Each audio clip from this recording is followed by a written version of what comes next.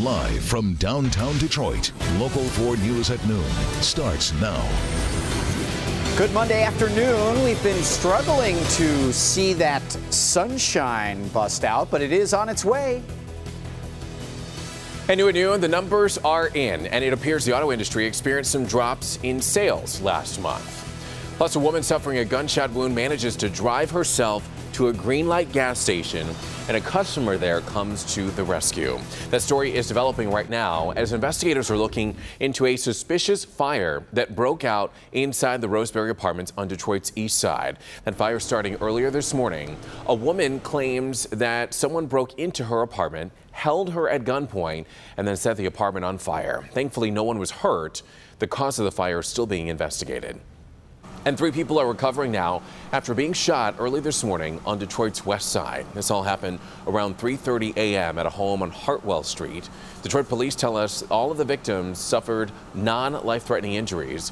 The motive and identity of the shooter are unknown at this time.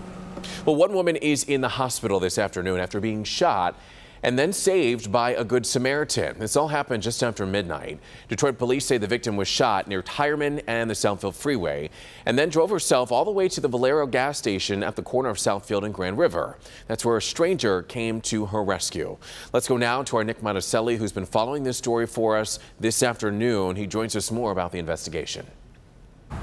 Good afternoon. I've got to tell you, every time we start talking about the story, it gets stranger and stranger because there are still things we can't figure out. Most importantly, the shooting happened here in front of this home or near this area on Ashton on Detroit's west side, pretty close to Joy. But the driver, the victim in this shooting, was kind of driving all over the grass here and then crashed into the side of this home. In fact, there are still car parts laying right over here. So after all this, then she drives herself over to this gas station, this Valero at the corner of Grand River and the Southfield Freeway. She runs inside, which was also caught on surveillance video. You can see her going inside. You can see her injuries, and then you see a customer jump in, rip off his shirt, get some water, and try to take care of her. In the meantime, she's telling the clerk, please call for help, call 911, which does happen. Police get there, EMTs get there. She's taken to the hospital and is now in temporary serious condition. But here's the strangest thing about all this. We don't know exactly what started this. Originally, we were told that she caught somebody trying to steal a license plate off of her car, which might be true. It could be true. But we also know that she knows who this suspect is. Police are looking for a 28-year-old.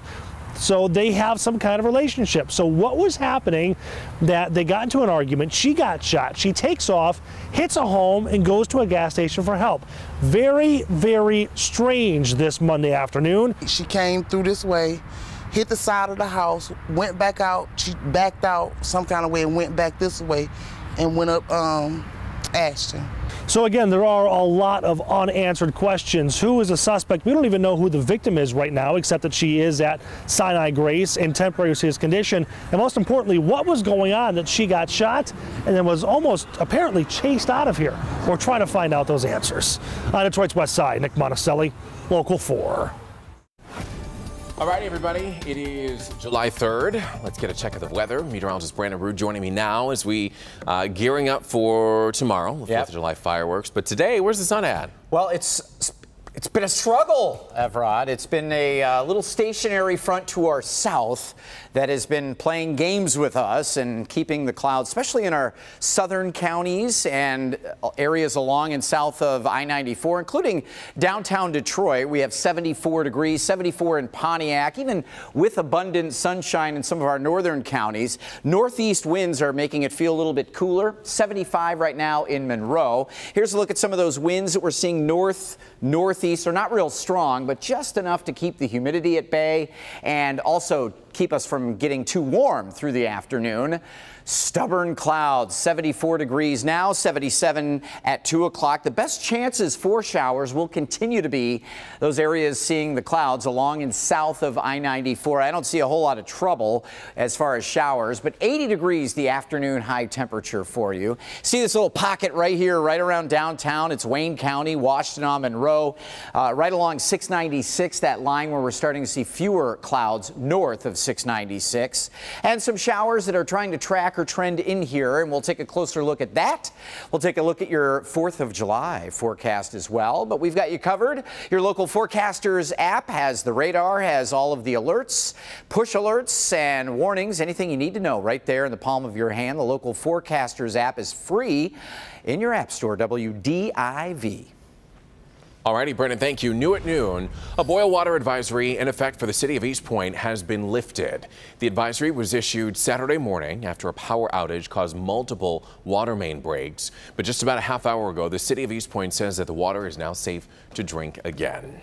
And the latest auto industry sales reports numbers have come out, and many major automakers are posting a decline in sales from May to June. Fiat Chrysler experienced a 7% drop in sales, selling a little over 187,000 vehicles in June. And General Motors sold 243,000 vehicles last month, 4.7% less than in May. Ford posting a 5.1% decrease in sales, just shy of 228,000 vehicles sold in June. The Cox Automotive Group industry estimates a 3.6% deficit across the board. The Cox estimate is compared to June of last year. Well, charges could soon be coming today, in fact, for the driver allegedly involved in a deadly crash in Washtenaw County. Police say a 36-year-old man driving a red SUV ran through a stop sign Sunday at Moon Road in Bemis in York Township, broadsiding a car carrying 3 young people. The collision killed the 19-year-old Celine man driving the car that was hit. 2 other people in that car are in critical condition. Police are saying this might be a drunk driving incident. For the driver of the southbound vehicle, the at-fault vehicle, alcohol is a factor. That driver of the red SUV was also hurt. The exact condition of the other 2 passengers not known at this time. A Macomb County landmark will be closing its doors. After 37 years, the Gibraltar Trade Center will be shutting down at the end of August. The owner cited decreased sales due to online competition as a reason for the Trade Center's closing. The Gibraltar Rug and Furniture Outlet and the Gibraltar Gun and Knife shows will still operate. The Detroit Federation of Teachers has a tentative new contract agreement with the Detroit Public Schools Community District. The deal now waits teacher approval. The contract calls for a 7% salary increase over 2 years, including a 3% increase in January of 2018 alone. The agreement also calls for a longer period of time to reach the top of the pay scale. DFT members can vote on the agreement until July 19th. All right, happening today, Detroit's 36th District Court is offering a special program for anyone with overdue tickets. For today and tomorrow, if you pay for outstanding tickets, all late fees and overdue penalties will be waived. That offer ends at noon on the 4th of July, Tuesday, tomorrow. The court will accept cash, checks, cards, and money orders, but you must pay the full original price of your tickets to have the fees waived. All right, there's a lot more to come right here on Local 4 News at noon. We already have Beer City, USA, and now apparently we're the beer state. We'll tell you why Michigan is getting tons of praise for its craft brew scene. And weird news in the auto industry, how kangaroos are putting the future of self-driving cars in jeopardy. That's coming up next. But first, new research shows cash is riddled with bacteria and drugs. What 80% of dollar bills are believed to be contaminated with. That's coming up next. All right, welcome back, everybody. Turning to good health now. There's a new definition for the term drug money. A new study in New York City has found that nearly 80% of dollar bills are contaminated with cocaine. You probably guessed it right. The data says that the amount of cocaine residue left on most dollar bills is extremely small, but there are some bills tainted with enough that the drug dogs would detect it in your wallet. The researchers say once a bill contaminated with cocaine is inserted into an ATM, the next few $100 bills that go in or out of that ATM pick up trace amounts of the drug as well. Pretty alarming. Well, more news out of the auto industry today. Volvo says that their self-driving car has run into a bit of a problem. It doesn't recognize kangaroos. The automaker says that their large animal detection system works for fine animals like elk. Those stay on the ground. Engineers found that when a kangaroo jumps, though, the car cannot properly gauge how far away it is. Kangaroos, by the way, are responsible for about 90% of vehicle-animal collisions in Australia. Ours would most likely be deer. Well, meanwhile, more than 64,000 light fixtures sold at Home Depot being recalled. The recall involves Home Decorators Collection 3-light and 4-light commodity vanity fixtures. The light shades can detach and fall, which can cut you or burn you. There are more than 100 reports of shades falling, causing lacerations to the head, arm, and the leg, as well as one report of a burn to the arm. The fixtures were sold from 2014 to this year at Home Depots across the country. Consumers can contact Design Solutions International for free replacement light shades. Again, that is Design Systems International. So to come right here on Local 4 News at noon. Tomorrow is the 4th of July, as we all know. So the Detroit Fire Department is going to show you exactly what happens if you don't use fireworks properly. Trust me, you do not want to end up like this woman. An outrage on Twitter, what the president tweeted that sparked a social media firestorm. That's coming up next. Brandon? All right. Taking a look at temperatures in the 70s out there all across our 4 zones. And an isolated shower or two will tell you if you could get one. More 80s on the horizon. Stay tuned. You saw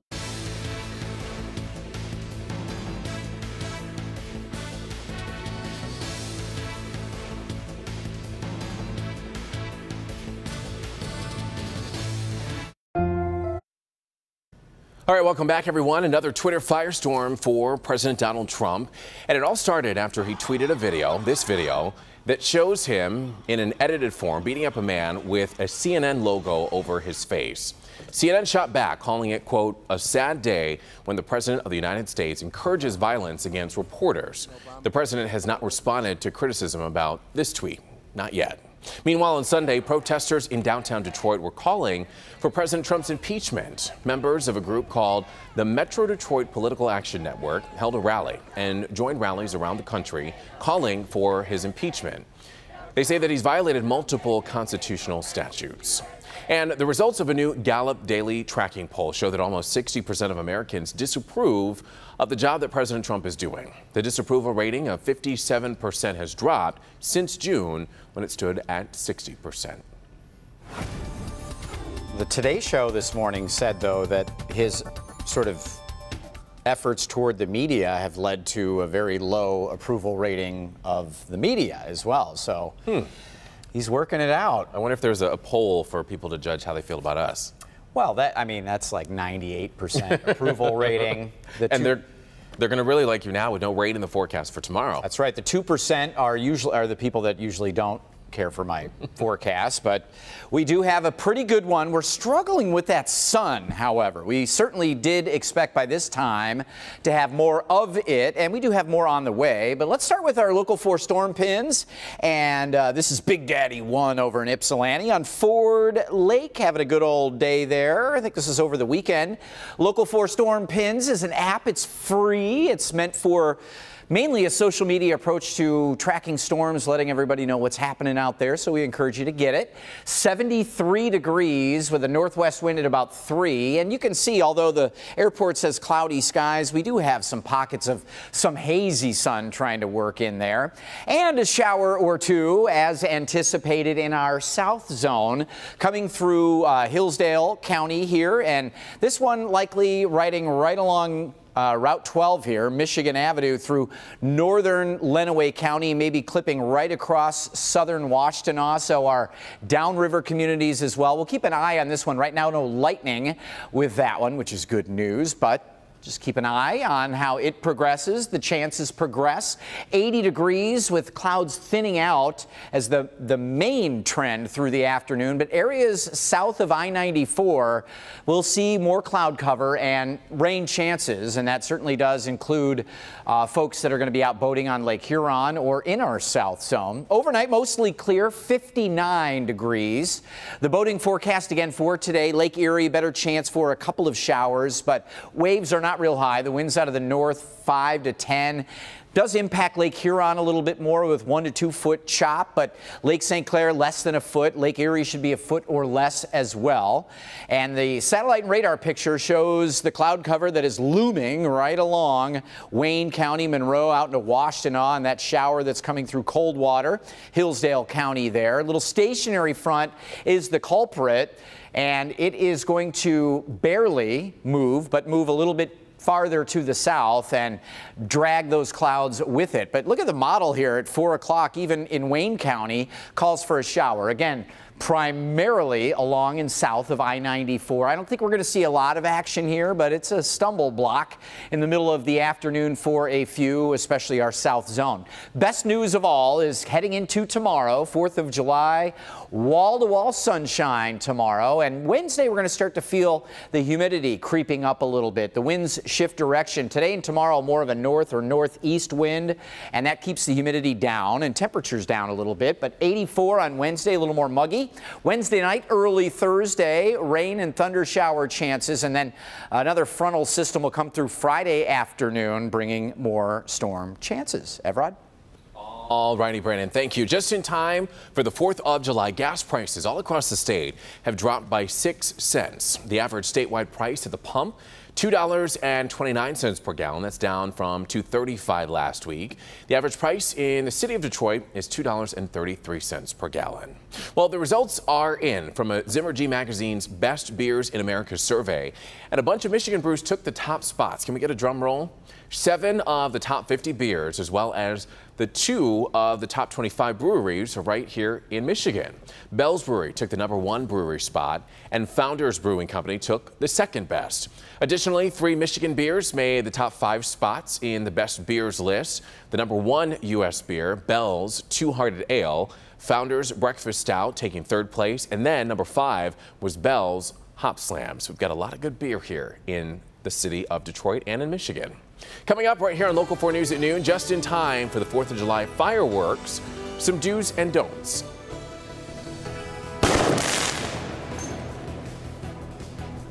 Well, that would hurt just a little bit. You don't want to end up like this watermelon. That's next. This was pretty thick.